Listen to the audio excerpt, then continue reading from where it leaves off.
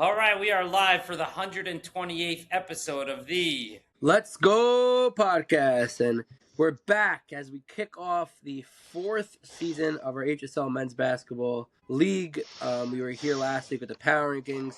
We now are officially underway after a couple of games Sunday night. We have a couple more games tonight. And then Thursday night, we have our amazing guest, Mike Zborowski, going up against a team that they have absolutely now become the daddy of, Rides to Fly. However, they are also going up and still looking for their first championship after a heartbreaking loss in the championship last year against All Realty. Mike was the runner-up for MVP for this past HSL Fall 2025-2026 season. Mike's also was the second to most average score in the league. Mike's a stud on the court and off the court, and we're very happy to have him on. Dave, take it away. Thanks for having me, guys. Thanks for coming on. We didn't finish glazing you yet. Just wait. So, I don't come to so many basketball games. I don't come to that many games. I came to, I think it was the semifinal game where you guys lit up Rides to Fly. And I said to Avi, I said, who is this guy? That's Zborowski? I said, why does nobody talk about him? I think he might be the best player in the league. He's like, yeah, that's Zborowski. Go tell him. So I told him. He was, of course, pleased. But I figured out why people don't know who he is. Not Rise to Fly, Silver Key, I mean. Silver Key. Oh, yeah. That was during Jeff's season. Embarrassment of a playoff game. They choked under pressure. And got blown out. I figured out what happened. He's second in Zborowski's second in everything. He was second in MVP, and most importantly, he was second in scoring. Season of seconds. He also has the second most watched video on our Instagram. Number one is Ben Abizadeh, and number two is Mike Zborowski. So I think the problem is he's just not number one in anything. So I'm sorry to tell you, Mike, we love you, but you're number two. But welcome to the podcast. It was definitely a season of seconds. Second in run MVP, second in scoring, second in the three-point shootout.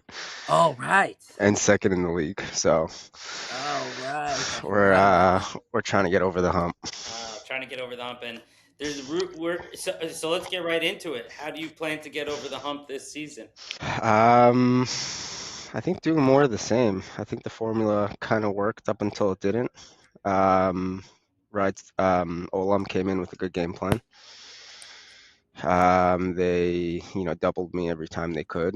They were trying to get the ball into other people's hands. Obviously, we didn't play the championship game with the guys that we played the entire season with. So now I think we have a little bit of a revamped roster. We added a couple guys. Who was in the champion? Oh, because Sharifian was missing? We played 5 out of 6 games with Sharifian. There are 8 games in the season. 5 out of 8. 5 out of 8. Oh, 5 out of 8. I said 6, my fault. We played most of the games with him. I think we kind of, we're building chemistry that way. And then, come playoff time, it was a little bit of a change up. Obviously, we had some rotating pieces in and out throughout the season. But I think it's, a consistency thing. If we get our guys to show up to games and, keep doing what we're supposed to, I think that'll put us in a good spot. Well, now that we eliminated Sundays from your schedule, hopefully there's no excuse for Noah Aaron and Jack Ross to ever miss a game. Now that we have 0 Sunday games for the Bly Vipers this season. Yeah, it felt like every game we were playing, we were rolling out a different group. So hopefully with the new structure, with the default subs, and not being too many moving pieces week to week, I think that'll help us. Yeah, I think that's a good point also, Dave, that Mike's saying, like, with this new structure of having a roster set before, teams will sort of be forced to roll out basically, it is an 11-man roster, but practically 2 or 3 of those guys probably are never going to play. Teams will be forced to roll out basically the same roster every game. So, like, there'll be a lot more chemistry, a lot more camaraderie.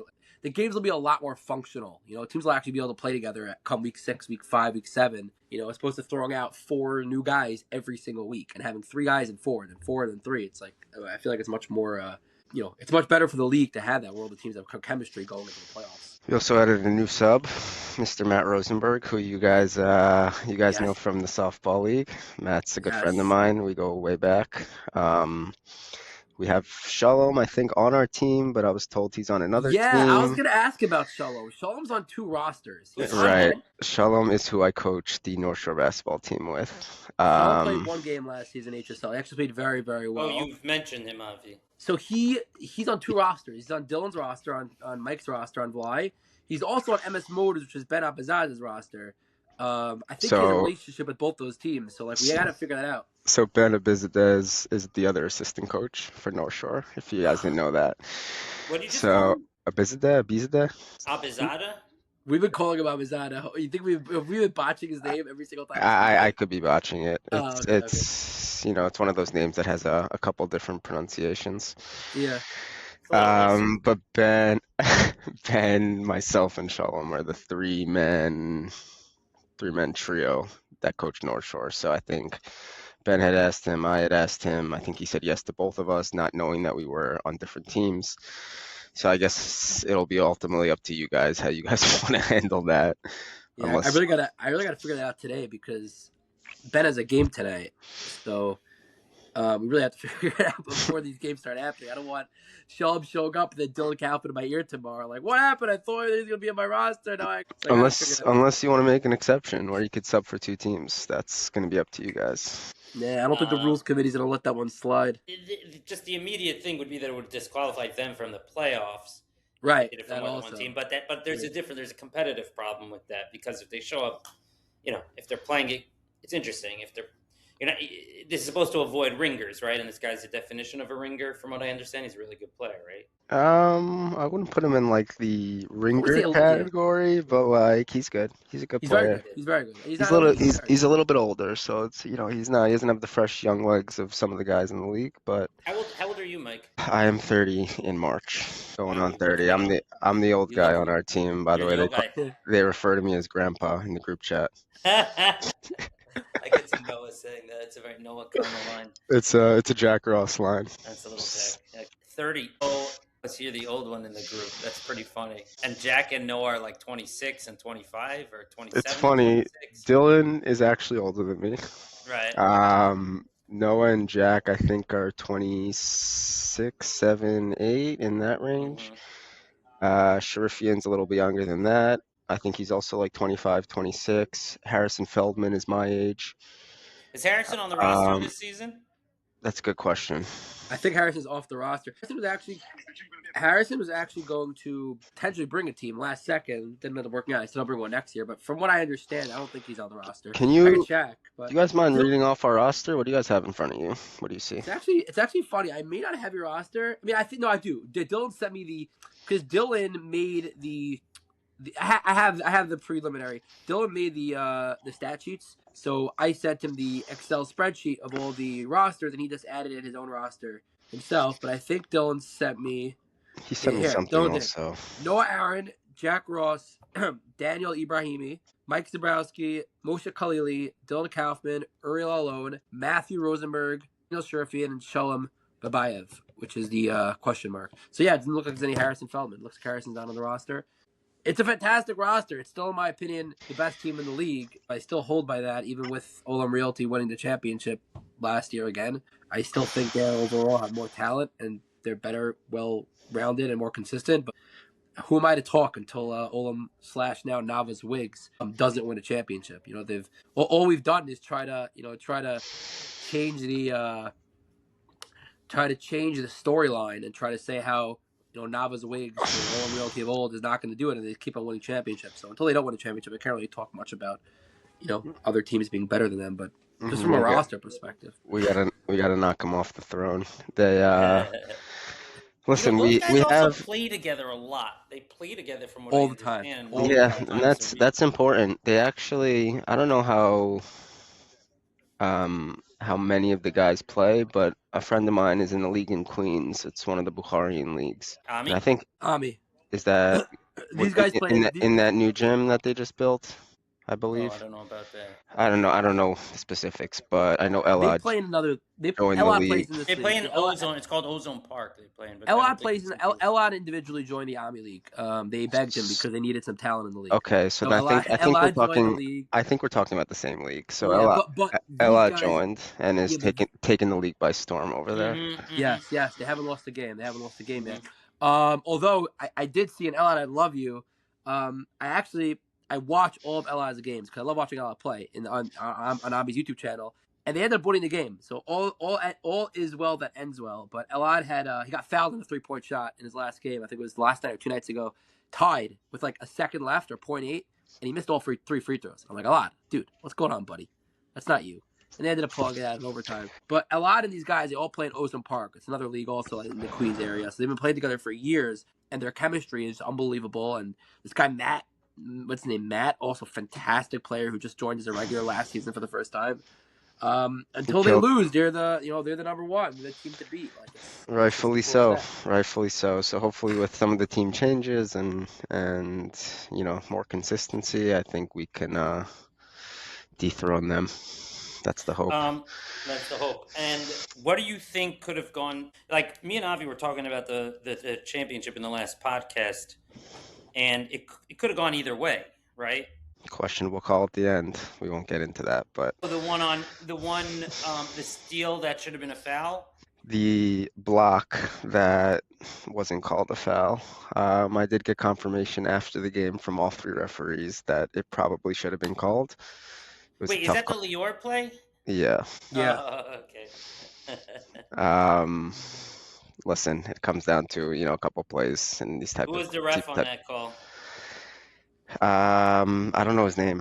It wasn't Dom. It was I think what was it? Was it Don? Was he old? Was he white or was he black? He was black. Okay, yeah, Omar. All right, at least it was the. At least we're not going to have Noah.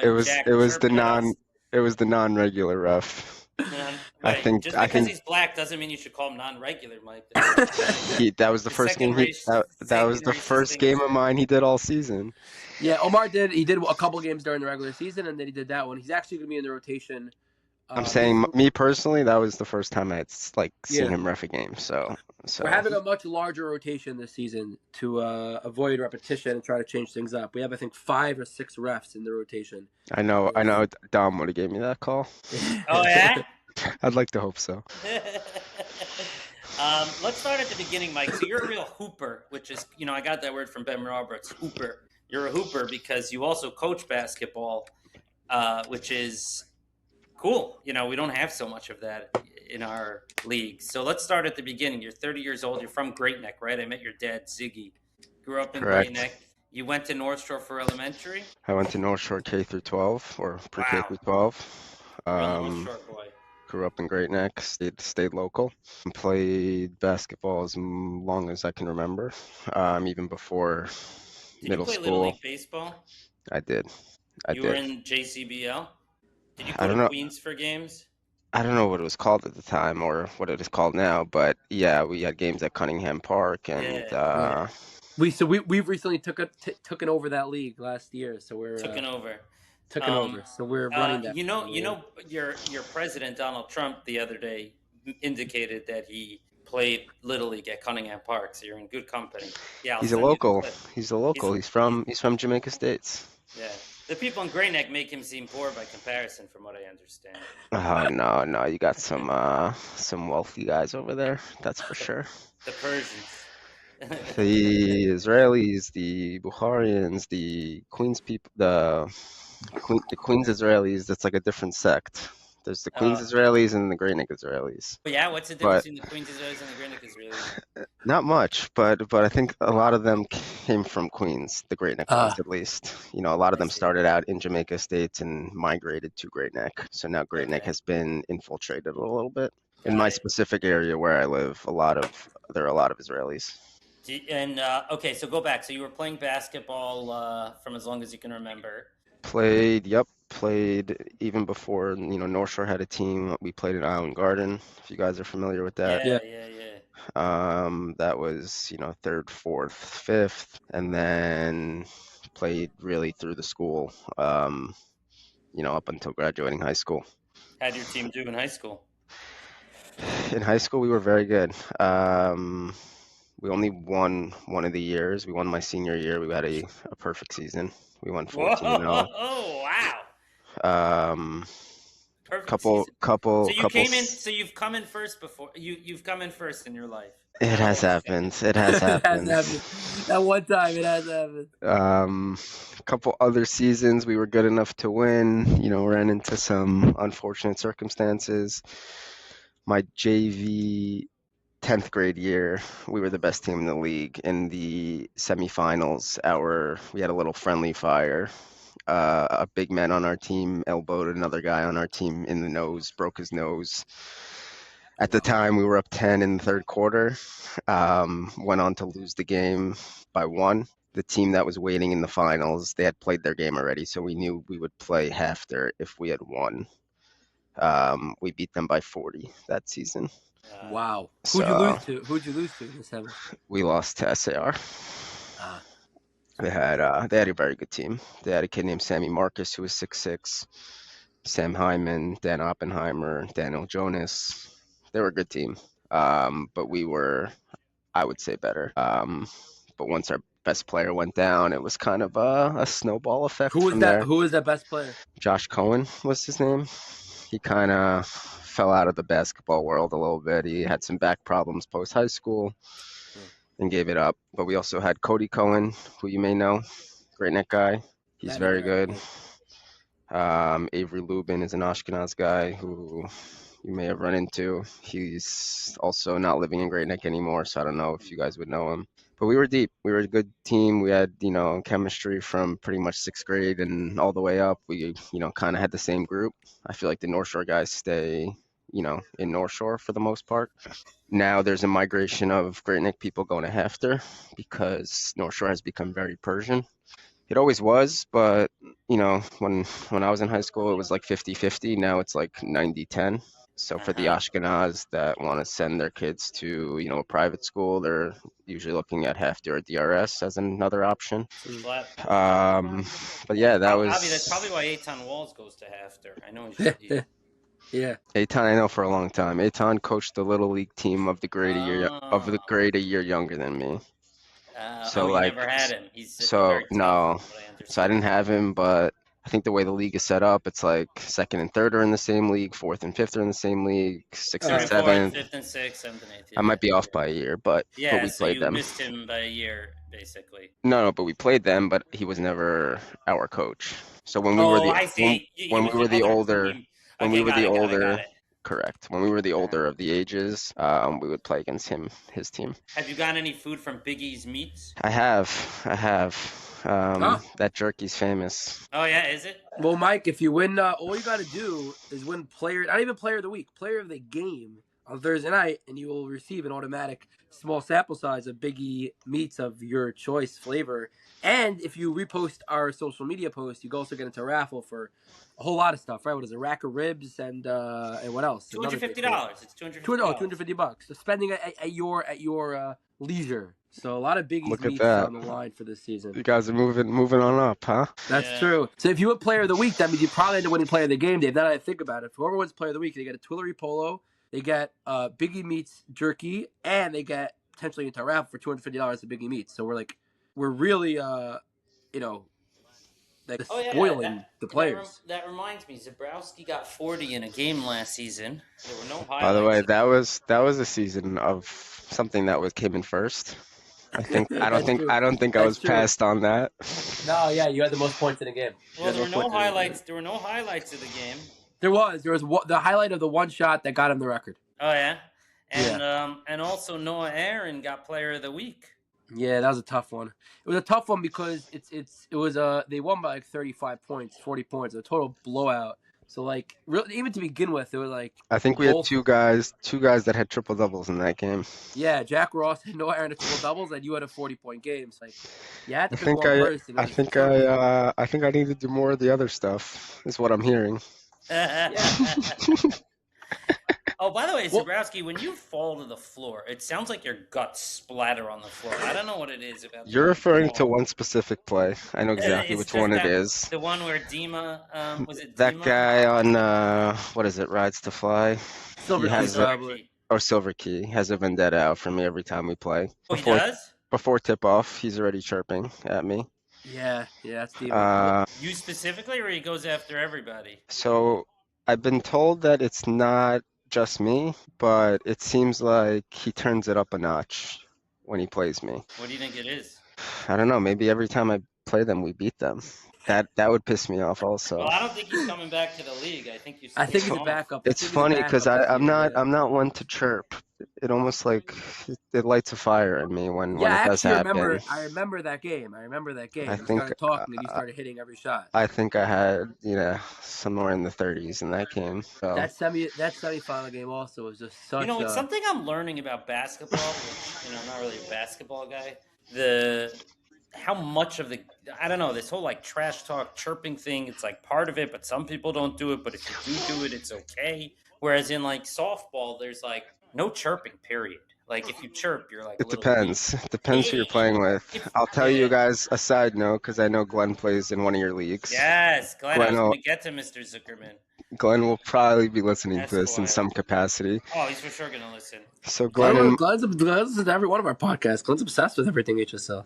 so Glenn is very close with my dad, as you guys know. He was at the game with my dad at Yes. the championship.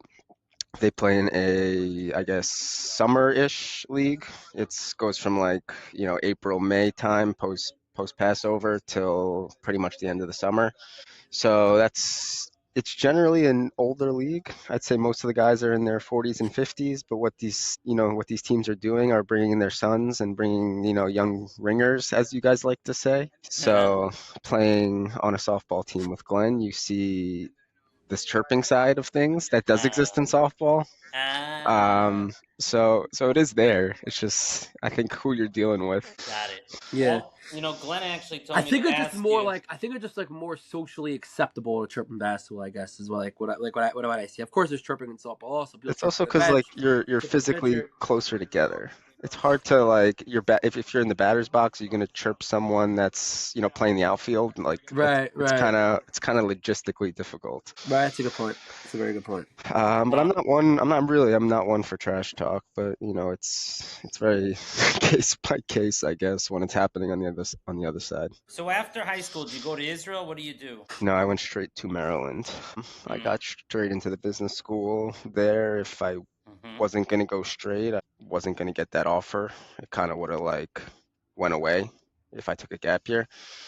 Hmm. I considered it. Ultimately, I decided to go straight to school. Have, done extensive trips to Israel in the past. I did birthright. I did, You don't have to justify. You don't have to justify. no, Mike. not It's at all. okay. Not at all. I'm not even doing that. I'm just, saying that it wasn't really in the cards the way things played out. I But understand when you were at. I I love understand Israel.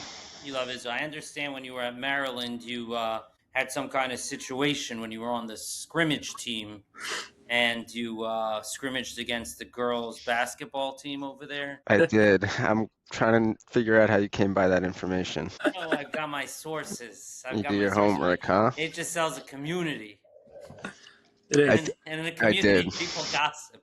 A lot of gossip. A lot of gossip. I did do that. When I started as a freshman, there was a guy I knew that was friendly with my brother. My brother's 2 years older. So Who's better at basketball, you or Jeremy? it's $1 million question. I think if you ask 10 people, you'll get 10 different answers. Okay. My brother was 2 years older, but the kids he was friends with that went to Israel were only a grade ahead of me. So I guess those first couple months, immersing myself in Maryland, just by virtue of like a lot of the kids that were my age being in Israel. I got closer with, some of the older guys. This was a kid who had been playing already for a couple years with the team and was, telling me a little bit about it. He's like, you should come down. It's very cool. You get gear, it's an outlet to play, a couple times a week or when you want.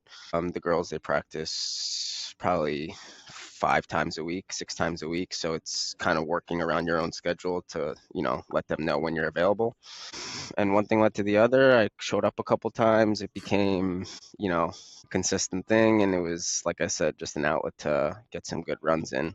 So it was a club team, it was called. It was, a Mm-hmm. group of guys that, were all above average, I would say, that were supposed to, push the girls and, help them get better. So that's kind of what it was. It was excuse to play with, some good perks that went with it. I actually tore my ACL going into my sophomore year, so I didn't do it that second year of college. But then, picked it back up junior and senior year when I was back on campus. So what Good, about the time you knocked the shit out of some girl? didn't happen. Didn't, never happened. Which Almost. girls do you play? You play the girls' team, or like who'd you play against? This is It what? was the Maryland D1 team, the Oh, it was girls the D1 team. girls team. Yeah. So the And who won? boys' club team is on par with the girls' D1 team. No, we were better. Um, Really? there's That's just interesting. there's I'm a, just there's just a physical gap between men and women. Um, That's wild. It's wild. more athletic, more bouncy, guys on our team that could dunk. Like you're not really going to get that from girls. Although I will say the skill level on their side is incredible. Mm-hmm. Like, for me as a coach, I see sometimes when we go to these games, the girls are playing before our varsity team. So like you watch a few minutes of the game, it's a much slower paced, slow game and obviously very different. And then like in my brain, I have, what I saw at Maryland. It's just like, wow, like there's levels to this. Like there's one girl in North Shore who they're talking about can, play college basketball. She's incredible. But like college basketball would be like D3 maybe, not anywhere near that tier. So yeah, they are very good. I played against 4 or 5 WNBA players in my time there. Um, any names? Any names that the community would know that would find interesting? Caitlin Clark. That's the only one I know. Lexi Brown, you could look her up. The Jones sisters, Brianna, and I forget her name. I'll tell you right now. It's an interesting concept. Brianna and Stephanie, they were like 6'5", both of them. Is Oh, there any insecurity on the part of the D1 women, like going up against the men and not being as good, or it's just chill? Everything's chill. no, if anything, they take the challenge. They take it in stride. I found Lexi Interesting. Brown. I found Interesting concept. So after Maryland, you come back to New York. I come college back to New. Maryland, 2013 to 2015. WNBA draft, first round, ninth overall pick to the Suns. Wow, she was a ninth overall pick, And and now she's on the Storm, Seattle Storm. Yeah, and a few that played for the Olympic team. So there was some real talent there. Um, so which was cool to talk about in hindsight. Post college, yes, I came back to New York. where do you I've live been now? right now. I'm in Great Neck. Yeah, what do you say? You've been working? Yeah, sorry, I cut you off. No, I graduated in 2018 from Maryland. Came back. Been back and forth between Great Neck and the city for just about that time since. And been in the real estate world for 7, 8 years now. You could You're looking probably for a shidduch, Mr. see Zborowski? behind me. There's some chaos behind me. Yeah. You're looking for a shidduch, Mr. Zborowski? Um, not specifically, but my ears are open, my eyes are open. All right. We'll see at the right time. All right. Anybody watching the podcast is a very eligible bachelor. Very eligible bachelor. Uh, Okay, so and then you at some point you get into coaching. Correct. Started with younger kids. The North Shore basketball team added a 5th grade team, which was new. I mentioned previously I played Island Garden when I was in 3rd, 4th, 5th grade. So what a couple schools got together and did a few years ago was add a 5th grade team. It was Hefter, Halb, Magen David, Flatbush, North Shore. It was the schools that were big enough to justify them having a team. It was also a way to not have the fifth graders intrude with the sixth graders, and Not you this know, year, by the way, Mike. This year they got rid of it. My I brother's in. I was My getting brother's there. in. I was getting Yeah. there. Avi, he's So getting there. He's getting there, Sorry, Avi. sorry. so I did that 2 years in a row.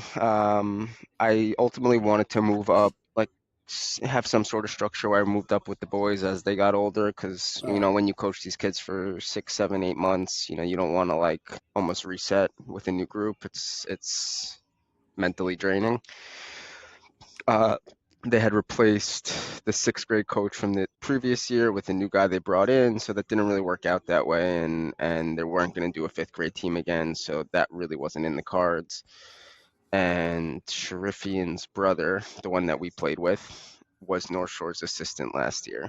He was done with it. Shalom reached out to me. One thing led to the other, and I made a jump from fifth graders to varsity kids, which was That's crazy. a big change. But I actually, it works better for my schedule.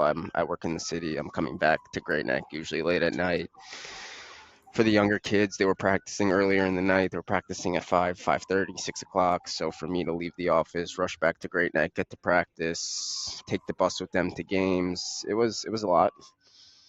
Um, Whereas now the varsity guys, they start much later. I don't have the stress of being a head coach. I get to lace up with them once in a while when the situation presents itself. So, the pros and cons are there. The cons, I would say, are them having a 40-game schedule almost. Their season just ended last week, and they're 26-8. So they're 34 games deep into a season that's not even over yet. That is a huge schedule. Yeah, they played in a whole bunch of tournaments, and they went deep in every Oh yeah, I tournament. was I was messaging with you on the day you were at Hafter. Was that New Year's? I think it was at Hafter. I don't know where it was. Yeah, we played in the Saturn tournament a few weeks ago and did well Yeah. there. So just going deep in every tournament, I think if you lose, in the quarterfinals of a tournament, you're usually just done. Whereas, if you make it to the championship or semifinals, you're playing, 2 or 3 extra games. And that happened in every single tournament we played in. So it's been good. It's been a lot. We'll have to do some soul searching to see if I want to do it again next year. We'll see if Shalom's coming back next year. I think Well, don't you have Sarachek coming up? Aren't you guys going to be eligible for Sarachek or no? that remains to be seen. So there was, I think they technically give it to the top 3 or 4 teams in the League? tri-state league, which is the way the regular season played out. It's going to be like DRS, Frisch, Flatbush, Mag and David, SAR. There's a handful of teams to choose from, and then they'll usually give some wild card bids to a couple teams that did well maybe in tournaments, a couple teams that have a star player that maybe they want to see play in the tournament. So the truth is it's been a long season, and I'm okay with either outcome at this point. I think the guys deserve to make it, but Sounds like a tremendous time commitment on your part. yeah, it's a lot. You It's a get lot. paid for it, I get paid, but it not comes out enough. to like Not $5. enough. Comes out to like $5 an hour. I can't imagine Yeah. 34 games plus practices. That's a lot of hours. Plus tournaments, plus traveling with them. They went to Memphis. They had a You went, tournament in the five towns. They had a tournament in the city for the weekend. So is this still yeah, fun for you? yeah, I enjoy it. I enjoy it Yeah. because we're good. Yeah. Okay. I think if the team sucked and I was going to a bunch of losing games and the guys were depressed, I think that would be a little bit of a damper. But ultimately, it's a good team. It's a good group. I like working with Shalom. I like working with Ben. Um, And what's so your it's role as a coach? What are you doing? um, the same thing any assistant does. I think it's the head coach is ultimately going to be making the schemes and taking the reins throughout the game, but you know inputs here and there that kind of I'm seeing that might not be seen otherwise. Defensive adjustments, certain play calls or styles or scouting that I specifically notice. It isn't a perfect formula. I think, there's some games I'm relied on a little more. Some games, the scouts in place and we're kind of just running with that. But like I said, we're 35 games deep into a season that we've played a lot of these teams a couple times already. So I think at this point, every team knows every team. It's just a matter of, Any bad blood with some teams? bad blood like fighting, or just, we can't get over the hump and beat them. Like fighting? No, not really. Not really. There's one story. We had a game against MTA earlier in the season. This game was in October. I don't know if you guys know, in the varsity league now, there's a shot clock. Yeah, I heard they just started that. So North Shore shot clock went dead in the fourth quarter of our game against them. So we played the entire fourth quarter without a shot clock. These teams also, they play fast. If you watch, the NBA at all now, you see like the tempo is just much quicker. So these high school teams, I think, try to like mimic that a little bit. So the game is, it's a fast pace. It's a fast style. What ended up happening was North Shore comes back to win against MTA, close game, and like I said, it's a quick style, so the shot clock wasn't really going to come into play anyways. The MTA coach then goes ahead and protests the game because the shot clock wasn't working. So there's some camaraderie between the commissioner of the league and the MTA coach, and long story short, we had to replay the entire last 4 minutes of the game. That's insane. So 4 months after the game, MTA had to come to North Shore. MTA is in the city. North Shore is in Great Neck. MTA came to Great Neck for a 4-minute game that just got replayed last week. Oh my God. Out of protest because the shot clock wasn't working. So that created a little bad blood between our coach and the MTA coach, I think. We did win again. Where'd you guys end up finishing in the Yeshiva League then? You guys lost the playoffs? No, the playoffs are actually. You guys didn't make the playoffs. No, we made it. We were Oh, eight. okay, we so were wait, so we were 8-6, even because though it goes by regular meaning. Oh, because I was confused when you said Sarachek. It goes by that where you finish in the regular season typically for the 4 or 5 teams that are guaranteed a spot in Sarachek. correct, and then Got it. they try to take everything else into account. It's like I was wondering. I thought it was weird that because I'm my cousins are very big. I mentioned on a previous podcast one specific cousin. My cousin's family, they're all very much in the Yeshiva League schools. They're very big Yeshiva League people. My cousin Ezra Stern, shout out again, one of the most dominant Yeshiva League players ever. Why are you laughing? It's funny. No, it's not. It's true. He won the championship at TABC and junior varsity, and then he switched schools to a school that wasn't so great, and he carried them solely one year, and the next year he couldn't do it, and they didn't win a game. But he's one of the greatest Yeshiva League players ever. Ezra Stern. Anyone knows Yeshiva League knows he's fantastic. He played on the team with Galbit, that travel team. He was sick. He had a stomach bug all tournament, so he barely played at all. But the Galbit tour where he dominated and got the attention of everybody. Anyway, so I was wondering because when the Yeshiva League playoffs come, I get very locked in. I'm very into it. So it's So I want So the playoffs Sarachek is a postseason tournament. Right, no, I know, and then Sarachek's after. That's why I was confused with the Yeshiva League itself playoffs because I would have known if it was already happening. I thought when you were saying the top 4 or 5 teams make it, that like it was over and the playoffs said those are the 4 teams that made the semifinals, whatever. But now I understand. I don't know. I don't know if it goes off the regular season record or if it goes off of how they finish. If it's like the semifinals teams and beyond that get the bids. I'm not exactly sure. I don't think it's a perfect formula.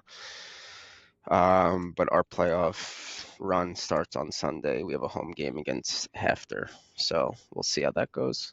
All right, we actually got to wrap up here. So, any before we end, any feedback for HSL, areas for improvement, something like that?